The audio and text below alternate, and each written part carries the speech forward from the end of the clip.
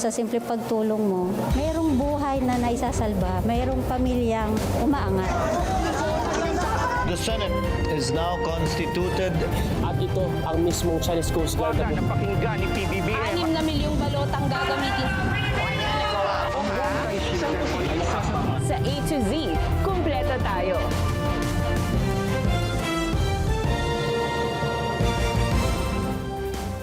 Luzon, Visayas, Mindanao at buong mundo. Ngayon ay Huwebes, March 26, 2026.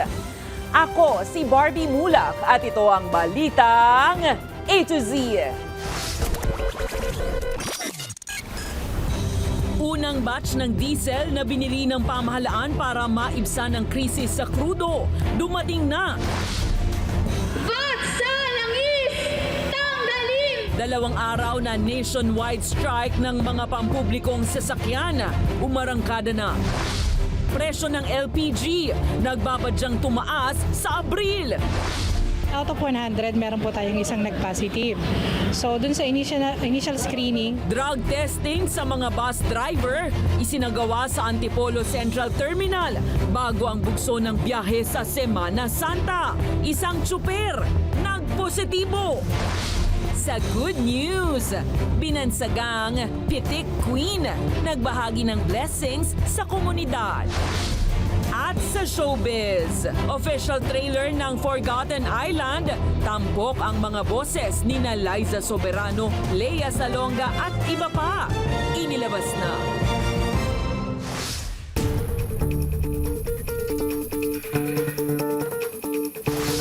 Magandang gabi, pambungad sa ating newscast. Ibinida ngayon ng Department of Energy ang pagdating sa Pilipinas ng unang shipment ng iniangkat na diesel sa kasagsagan ng nararanasang krisis sa langis, bunsod ng sigalot sa Middle East. Umaabot sa 142,000 na bariles o katumbas ng mahigit 22 milyong litro ng langis. Bahagi ito ng mga hakbang ng pamahalaan para palakasin ang supply ng langis sa gitna ng paggalaw ng presyo sa pandaigdigang merkado. Sa ilalim ng Executive Order No. 110 na inilabas ni Pangulong Ferdinand Marcos Jr., ipinatutupad na ang Emergency Energy Security Program para matiyak na ang sapat na supply. Target naman ng pamahalaan ang hanggang 2 milyong bariles na dagdag supply ng langis para sa bansa. Nagsimula ngayong Huwebes ang 2 araw na tigil pasada ng iba-ibang transport group. Panawagan nila, epektibong solusyon sa krisis. Ang Balitang A to Z ni Naomi Almohano. Sa langis! Tanggalin! Tanggalin! yan ang sigaw ng pinagsama-samang boses ng mga tsuper, operator at commuter na dumadaing na at galit na sa epekto ng patuloy na pagtaas ng presyo ng produktong petrolyo sa bansa. Bunsod pa rin ang gera sa Middle East. Iba-ibang transport at progressive groups ang sumama sa protesta kung saan kanya-kanya man sila ng hinaing. Iisang kanilang panawagan, solusyonan ang krisis sa langis, bunsod ng sigalot sa Middle East. Masakit marinig na dating kumikita ang ating mga driver na halos umaabot ng 500 hanggang 700 piso. Ngayon po ay nag-uuwi na lamang ng 200 pesos hanggang 300 pesos. Sa panahon ng krisis, kailangan natin ng tunay na emergency action. Ang tsuper na si Celso, pikit mata na lang tuwing magpapagasolina dahil lugi pa sa kinikita araw-araw. At kahit walang kikitain, pinili niyang sumama sa protesta para aniya manindigan at ipakita ang tunay na kalagayan ng mga tsuper. Bibiyahe ka, minsan short pa sa krudo. Paano na tayo niyan? Dati po ako, pag nakalimang ikot, 9 to 1K. Ngayon, pag nakalima ka, 2 plus.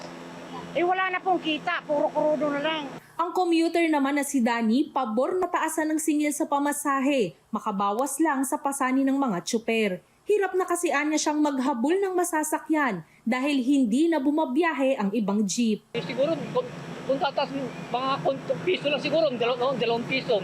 Yun ang gusto ng jeepney driver para makabawi naman sila sa kanilang mga inuuwing mga boundary. Pero hindi lang mga tsuper at commuter ang napapakunot noo sa krisis na ito. kundi pati mga mandaragat na gumagamit din ng gasolina sa kanilang pangingisda. Lumiliit yung nabibiling gasolina, magkakaroon ng liliit lalo yung yung huli ng mangisda dahil liliit yung panahon nila na mangisda sa laot. Kaya mababaon sa utang yung mangisda sa presyo ng gasolina. Kaya ang panawagan niya sa gobyerno, 30,000 pesos na fuel subsidy para sa mga mangingisda. Nakukulangan din ng grupo sa aksyon ng pamahalaan sa krisis, partikular na sa buwis ng langis. Ang sabi natin, hindi kailangan ng emergency power ng gobyerno o ni Bongbong Marcos dahil siya ay pwede magdala sa panahon ng krisis. Sa Biyernes magtatapos ang transport strike sa programang gagawin sa Mendiola at iba pang strike sites. Para sa Balitang A to Z, Naomi Almojano. Dismayado ang ilang delivery rider dahil sa umano'y magulo at hindi organisadong pamamahagi ng cash relief assistance ng DSWD sa Quezon City Circle Payout Center ngayong Huwebes. Layon sanang ibigay ang ayuda sa mga rider na naapektuhan ng pagtaas ng presyo ng langis. Pero nagkaaberya umano sa validation process kaya nabuisit ang marami. Ayon sa mga rider ng isang delivery app, late dumating ang company representative na dapat magve-verify ng kanilang mga pangalan kahit nakapila na ang marami sa kanila alas 5 pa lang ng umaga. Giit nila, wala ang pangalan ng iba sa listahan habang nakalusot umano ang ibang wala namang valid na driver's license. Kaya tila nasayang ang oras na dapat sanay naghahanap buhay na sila. Pare-pareho kami mawala pang kain, uhaw na sa haba ng pila. Napakasakit po nun. Imbis na in-expect mo na sana nandito na po sila para matulungan pa kami. In this case na po sana na ibibigay ng gobyerno yung subsidy na kailangan talaga namin para sa pamilya naman namin. Dapat sana nandito na sila. Samantala mga ka-A to Z, inaasahan ring tumaas ang presyo ng liquefied petroleum gas o LPG sa paparating na buwan ng Abril. Abot po ng hanggang 30 pesos kada kilo ang taas. Katumbas yan ng dagdag na 330 pesos sa kada 11 kilogram na tangke. Una na rin nagtaas ang kumpanyang Regasco ng 8 pesos kada kilo. Paliwanag ng industry players, sapat naman ang supply ng cooking gas sa bansa pero naitulak pataas ang presyo ng LPG ng mas mahal na gastusin sa transportasyon ng mga produkto dahil sa mataas na presyo ng diesel at gasolina. Nakadagdag rin dito ang mahinang palitan ng piso kontra dolyar.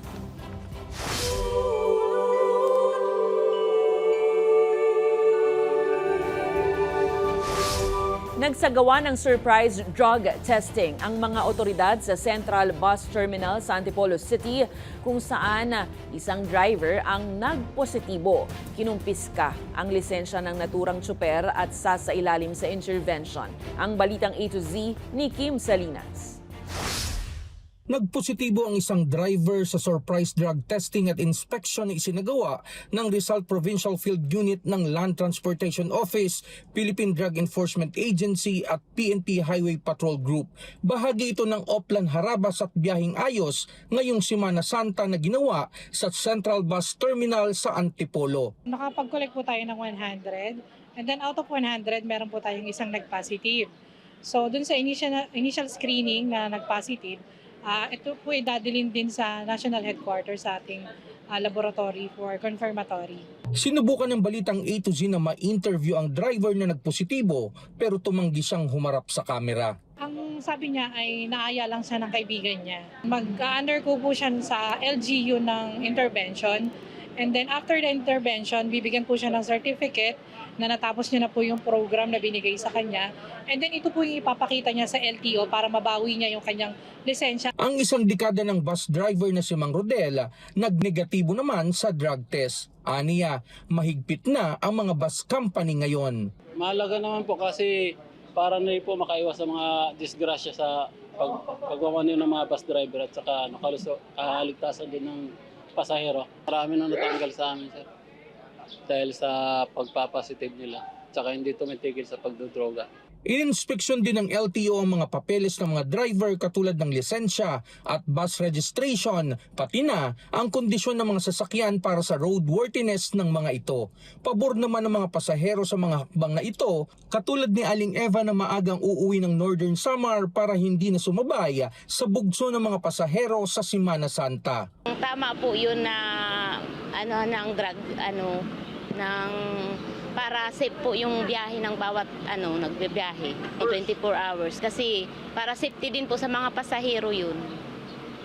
Kaya kailangan din po yung ang LTO. Dumarami na rin na nagpapareserve ng bus ticket para masiguro ang kanilang biyahe sa Semana Santa. Patuloy naman ang inspeksyon ng LTO sa Rizal, lalo't marami na rin ang biyahe ng provincial buses sa lalawigan. Para sa Balitang A to Z, Kim Salinas.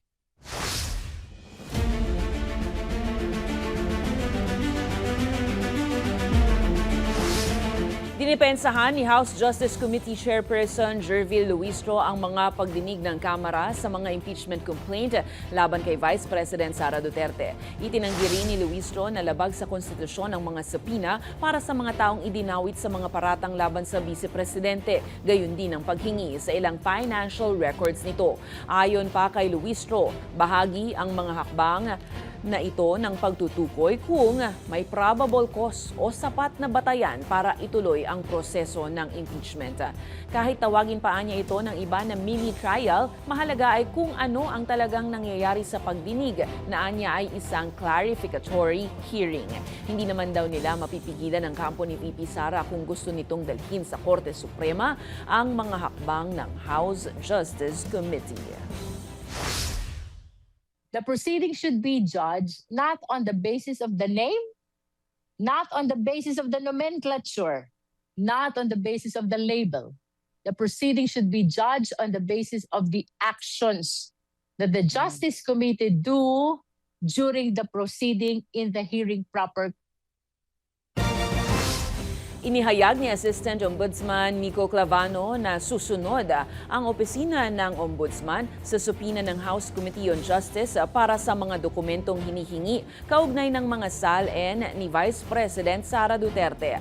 Kabilang dito nga ang Statement of Assets, Liabilities and Net Worth ni VP Sara sa lahat ng taon ng kanyang panunungkulan sa gobyerno. Ayon pa kay Clavano, pinapayagan ng Ombudsman ang sinumang tao na humingi ng kopya ng SALN ng mga opisyal na nasa kanilang kustodiya, kabilang ang Pangulo, Vice Presidente, mga pinuno ng Constitutional Commissions at mga lokal na opisyal. Anya, hinikayat din nila noon ang iba pang sangay ng gobyerno na gawin ng kapareho dahil pampublikong dokumento ang mga SALN. When we first came into the office, ang una nating ginawa ay isinapubliko ho natin ulit yung SALN ng mga public officers, no? And in that same statement, we even encouraged the other branches of government to do the same, to make their statements or their SALNs public, no? Dahil public document naman ho talaga yan. Even a simple request would do, no? And so much more if it is a subpoena, we will comply.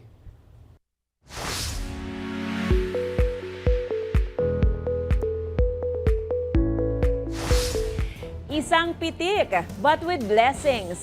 Yan ang balik sa mga kababayan ng viral social media personality na si Ian Mark Kulan Kamangkang o mas kilala bilang si Pitik Queen matapos mamahagi ng food pack sa kanyang komunidad nitong buwan. Anya, simpleng pagbibigay lang ito sa mga taong patuloy na nagbibigay inspirasyon sa kanya. Pinasalamatan din niya ang kanyang mga follower at supporter na walang sawang nagtitiwala at sumusuporta sa kanyang mga ginagawa. Si Pitik Queen ang nasa likod ng ilang viral hawak mo ang beat dance na may pitik with soft moves.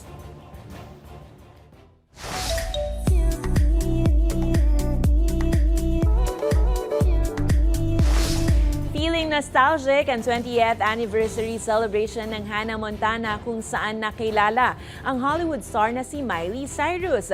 Sa kanyang post sa social media, ibinahagi niya ang ilang kaganapan sa special premiere na punong-puno ng saya na siguradong mapapa-throwback lalo na sa fans. Ayon kay Miley, punong-puno ang Hannah Montana ng mga alaala sa kanyang kabataan na kailanman ay hindi niya malilimutan. Isang American teenage sitcom ang Hannah Montana na may 4 na season season at ipinalabas sa Disney Channel taong 2006 hanggang 2011. Susunod, mas pinaikling mall hours ipatutupad na sa ilang shopping malls bilang tugon sa panawagan sa energy emergency. At sana all nasa space. NASA astronauts ibinahagi ang kanilang pambihirang spacewalk experience. Abangan ang kumpletong ulat sa pagbabalik yan ng Balitang A to Z.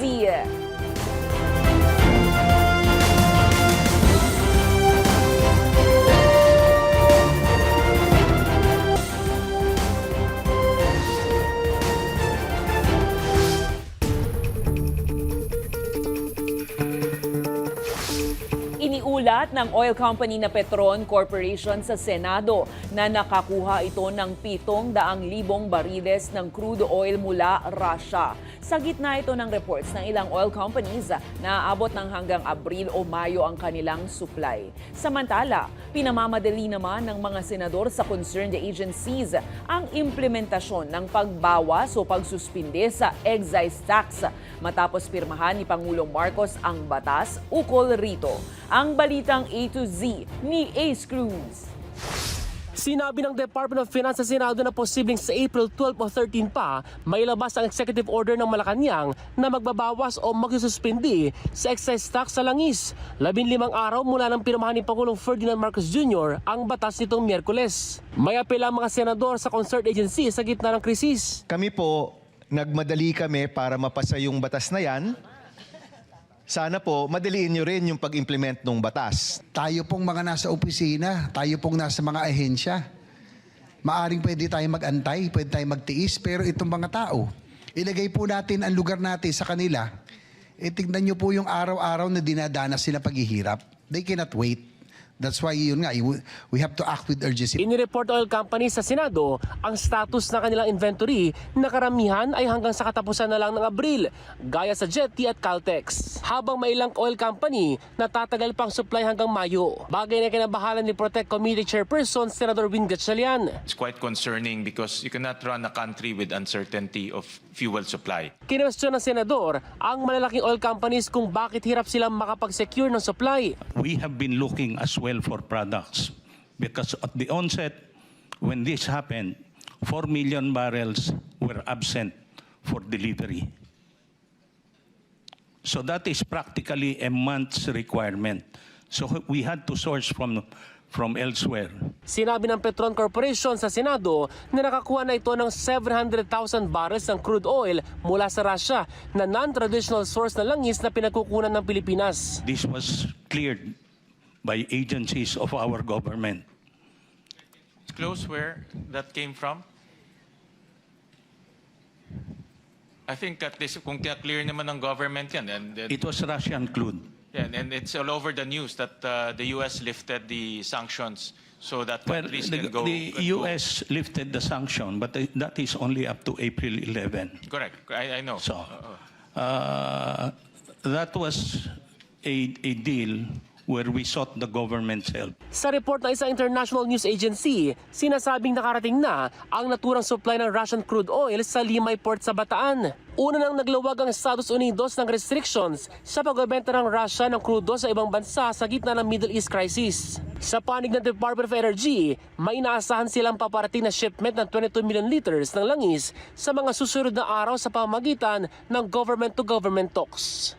Para sa Balitang A to Z, Ace Cruz. Abiso sa mga nagbabalak pong tumambay sa loob ng shopping malls ngayong tag-init.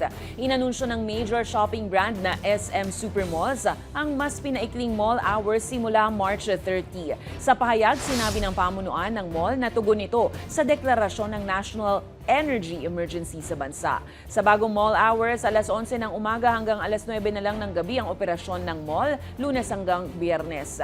Habang 10 a.m. to 9 p.m. naman kapag Sabado, Linggo. Target ng mas maikling oras ang pagbaba ng demand sa national power grid, kasabay ng mas pinalawak na paggamit ng renewable energy sa kanilang mga gusali. Mababatid na mayroong 70 na SM malls nationwide.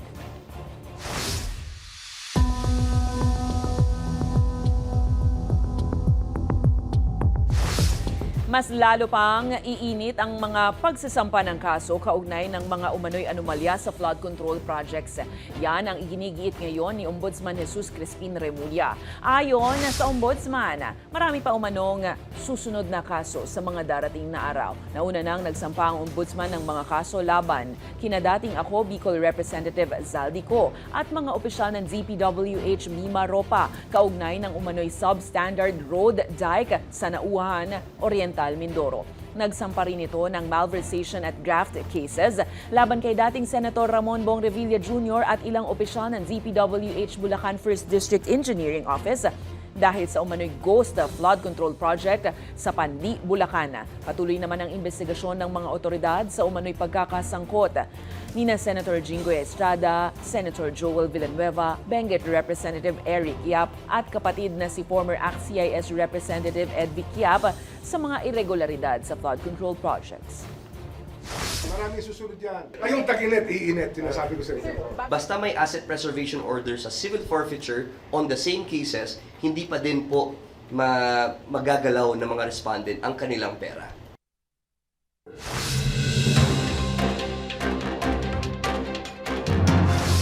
Nagpatupad ng libreng sakay sa mga commuter ang House of Representatives bilang pansamantalang tulong sa gitna ng patuloy na pagtaas ng presyo ng langis. Saklaw ng programa ang rutang San Jose del Monte, Bulacan hanggang Welcome Rotonda at pabalik naman patungong Fairview Terraces. Samantala, pinag-iingat ng ilang senador ang pamahalaan sa anumang posibilidad ng pagbubukas ng negosasyon ng Pilipinas sa China para sa oil at gas exploration.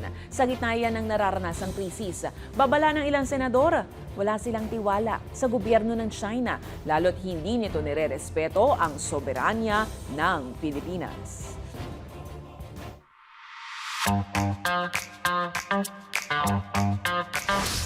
Feel high in the sky, lalo na sa outer space.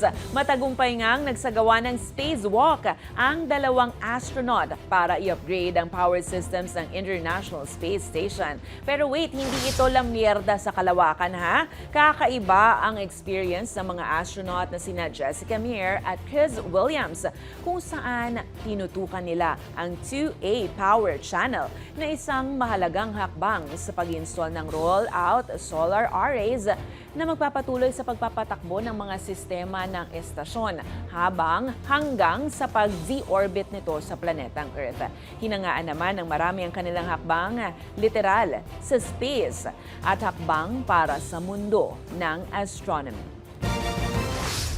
Sa aming pagbabalik, official trailer ng Forgotten Island, tampok ang mga boses ni Liza Soberano, Lea Salonga, Her at iba pa, inilabas na.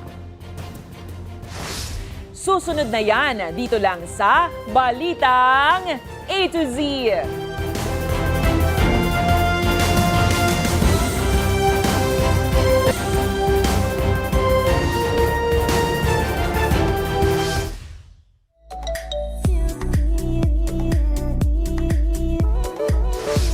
Inilabas na ng DreamWorks ang teaser para sa kanilang bagong animated film na Forgotten Island. Tampok ang ilang Filipino stars sa Hollywood. Ang inaabangang pasilip, alamin sa Balitang A to Z Showbiz ni Lane Garcia. Uy, Philippines! Inilabas na nga ng DreamWorks Animation ang anticipated trailer ng kanilang upcoming animated movie na Forgotten Island, kung saan sentro ng pelikula ang bansang Pilipinas. Sa pasilip, Pinoy na Pinoy ang setup ng animated production na pinagbibidahan ng international singer na si Her at rising Filipino-American Liza Soberano na magbibigay boses sa lead characters na sina Jo at Naisa. Sa naturang trailer, makikita rin ang ilang references sa ating bansa, tulad na lamang ng suot na costume ni Jo na isang manananggal. Jeepney kung saan nakatambay ang dalawang bida at ang malaibong adar ng sumalubong sa kanila sa mahiwagang isla. Iikot ang kwento ng Forgotten Island sa magkaibigang napadpad sa isang mythical island. Makabalik pa kaya sila? Feeling honored and proud naman ang aktres na si Liza Soberano sa pagiging bahagi ng Filipino folklore-themed animated film, kaya naman agad niyang flinex sa kanyang IG ang ilang snaps kasama ang R&B singer-songwriter na si Air. Habang kabilang din sa star-studded cast sa naturang animated Hollywood film sina award-winning actress Dali De Leon, Filipino-American comedy king Jokoy, Lea Salonga, Manny Jacinto at marami pang iba. Nakatakdang ipalabas ang naturang animated film sa mga sinihan sa September 23. Para sa balitang A to Z Showbiz, Lane Garcia.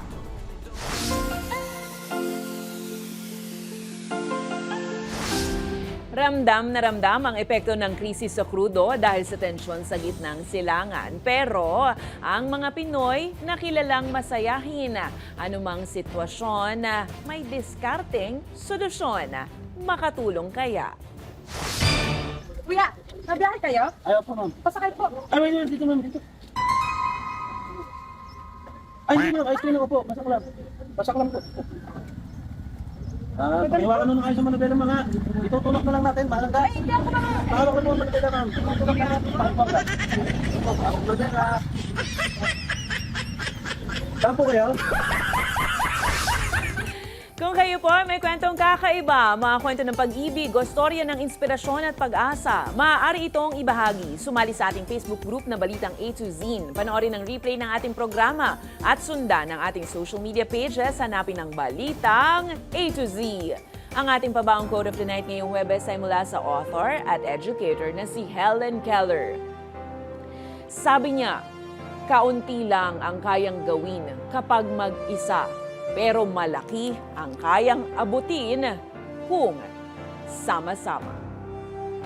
At yan po ang mga balita at impormasyon, mga kwentong may dalang inspirasyon na tinutukan ng Balitang A to Z. Ako si Barbie Mulak. Maging maalam, makialam. Magandang gabi sa'yo, Pilipinas.